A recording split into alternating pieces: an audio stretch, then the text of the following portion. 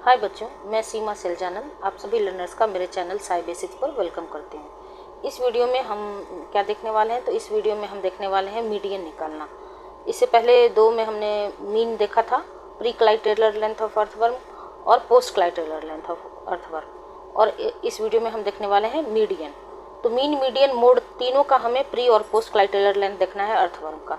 ठीक है बच्चों, मैं आपको बता देना चाहती हूँ कि ये जो वीडियोस हैं मीन, मीडियन, मोड वाले, स्टैट वाले, ये आपके थ्योरी पेपर के लिए भी हेल्पफुल है और प्रैक्टिकल के लिए भी, क्योंकि आपके थ्योरी सिलेबस में भी मीन, मीडियन, मोड है और प्रैक्टिकल में भी, तो ये दोनों के लिए हेल्पफुल है। बस ध्यान से आप सुनिए।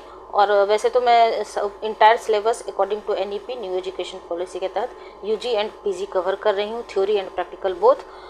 तो जैसे जैसे कंटेंट रेडी होता जाता है वैसे वैसे मैं एक्सप्लेन कर देती हूँ आपको। ठीक है, तो ये है मीडियन। तो क्या है, major the pre and post clitellar length of earthworm and calculate the median. तो इस वीडियो में हम क्या देखने वाले हैं, इस वीडियो में हम देखने वाले हैं प्री क्लाइटेलर लेंथ का मीडियन निकालना।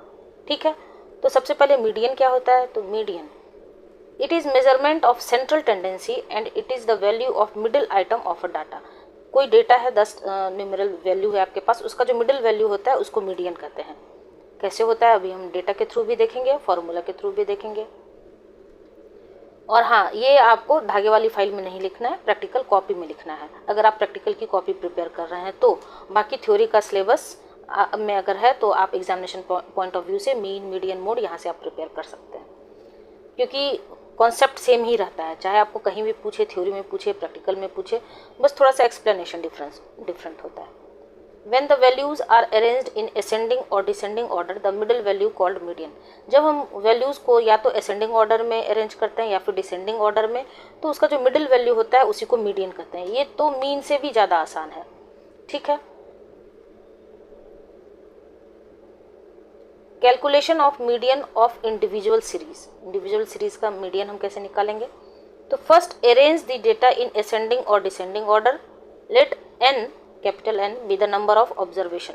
कितना वैल्यू आप लेते हैं, नंबर ऑफ ऑब्जर्वेशन को हम n से डिनोट करते हैं। अगर, ध्यान से सुनिएगा, if n is N odd number, अगर ये ऑड नंबर है जैसे कि 3, 5, 7, 9 इस तरह से, then median calculated as n+1/2। n की वैल्यू अगर ऑड है तो। If n is an even number, अगर इवन है 2, 4, 6, 8 इस तरह से, तो it is given by arithmetic mean of 2 middle items. ठीक है, अभी और अच्छे से देखिए, calculation of median for individual series. तो measure the pre clitellar length of earthworm, पहले हम प्री क्लाइटेलर देखेंगे, उसके बाद नेक्स्ट वीडियो में हम पोस्ट देखेंगे, एंड कैलकुलेशन ऑफ मीन। ठीक है, तो सबसे पहले find the median of length of pre clitellar region of 11 earthworm. हमने कितना, 11 अर्थवर्म लिया है फ्रॉम द फॉलोइंग डेटा। उसमें एक का लेंथ कितना है, 15, 18, 10, 14, 20, 9, 21, 36, 10, 13। आप कोई भी रैंडम वैल्यू भी ले सकते हैं अपने एंड से भी। ठीक है, उसके बाद हम क्या करेंगे, ये है 1, 2, 3, 4, 5, 6, 7, 8, 9, 10, 11, टोटल 11 वैल्यू है। तो first arrange the values in increasing order. इसमें हम इंक्रीजिंग ऑर्डर में पहले अरेंज करेंगे वैल्यूज़ को।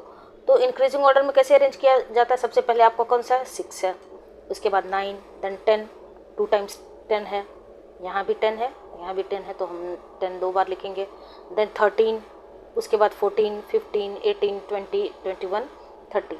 तो हमने आपको क्या बताया कि ऑड अगर वैल्यू है n का, ये आपका n वैल्यू है, तो ऑड वैल्यू है तो क्या करेंगे, कुछ नहीं करना है, बस इसका जो मिडिल वैल्यू होगा वो ले लेंगे। तो कैसे हम समझेंगे कि मिडिल वैल्यू कौन सा होगा, तो आप देख रहे हैं ये है आपका first, second, third, fourth, fifth, और इधर बैक से भी आएंगे तो आप देख लीजिए यहाँ 1, 2, 3, 4, 5।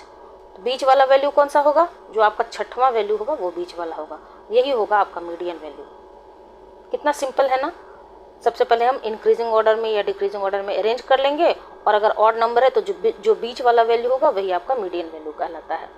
तो by applying the formula median n+1/2, अगर हम फॉर्मूला के अकॉर्डिंग निकालें तो n इक्वल टू कितना होता है, n इक्वल टू कितना वैल्यू दिया हुआ है, 11 वैल्यू दिया हुआ है।